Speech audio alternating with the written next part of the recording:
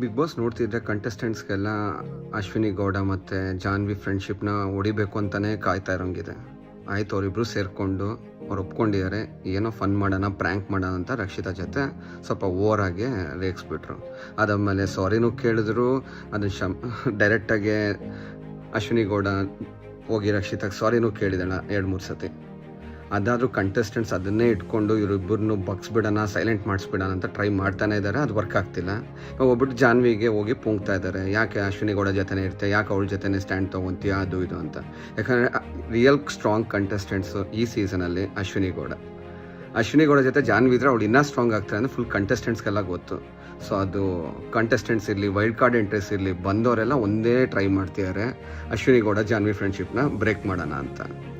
ಅಶ್ವಿನಿ ಗೌಡ ಅಂತೂ ಅದು ಮಾಡಲ್ಲ, ಯಾಕಂದರೆ ಅಶ್ವಿನಿ ಗೌಡಕ್ಕೆ ತುಂಬ ತಲೆ ಇದೆ, ತುಂಬ ಸ್ಮಾರ್ಟ್ ಇದ್ದಾರೆ. ಜಾನ್ವಿ ನೋಡಿದ್ರೆ ಪಾಪ ಇವತ್ತು ಅಳ್ತಿದ್ಲು. ಸೊ ಅವಳು ಬ್ರೇಕ್ ಆಗದಿದ್ರೆ ಸಾಕು ಫ್ರೆಂಡ್ಶಿಪ್ಪು ಅಶ್ವಿನಿ ಗೌಡ ಜೊತೆ. ಯಾಕಂದರೆ ಇಬ್ಬರು ಜೊತೆಲಿ ಇದ್ದಷ್ಟು ಫುಲ್ ಕಂಟೆಸ್ಟೆಂಟ್ಸ್ಗೆ ಭಯ ಪಟ್ಕೊಂಡು ಕೂತಿರ್ತಾರೆ.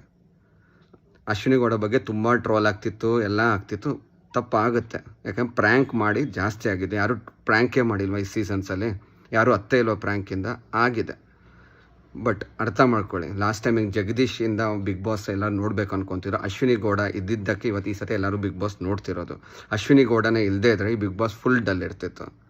ಸೊ ಇವಾಗಲೂ ಹೇಳ್ತೀನಿ, ನಾನು ಅಶ್ವಿನಿ ಗೌಡಗೆ ಸಪೋರ್ಟ್ ಮಾಡ್ತೀನಿ. ಅವ್ರು ಇದ್ದಿದ್ದಕ್ಕೆ ಬಿಗ್ ಬಾಸ್ ನಡೀತಿದೆ. ನಾವೆಲ್ಲ ಇವತ್ತು 9:30ಗೆ TV ಆನ್ ಮಾಡಿ ನೋಡ್ತಾ ಇರೋದು. ಮತ್ತು ಆ ಅಮ್ಮ ಫೇರಾಗೂ ಆಡ್ತಾರೆ, ಕರೆಕ್ಟಾಗೂ ಎಲ್ಲ ಹೇಳಬೇಕು ಅವಳು ಓಪನಾಗಿ ಮಾತಾಡ್ತಾರೆ, ಡೈರೆಕ್ಟಾಗಿ ಮಾಡ್ತಾರೆ. ಆಯಿತು, ಒಂದೊಂದು ಸತಿ ತಪ್ಪಾಗುತ್ತೆ, ಅದಕ್ಕೆ ಸಾರಿನೂ ಕೇಳಿದ್ದಾರೆ. ಸೊ ಹೋಗ್ತಾ ಅಶ್ವಿನಿ ಗೌಡನೇ ನಂಬರ್ 1 ಆಗ್ತಾರೆ ಅಂತ ನಾನು ಅಂದ್ಕೊಂಡಿದ್ದೀನಿ. ನೋಡೋಣ ಹಿಂಗಾಗುತ್ತೆ ಅಶ್ವಿನಿ ಗೌಡದು ಮುಂದೆ ಜರ್ನಿ ಅಂತ.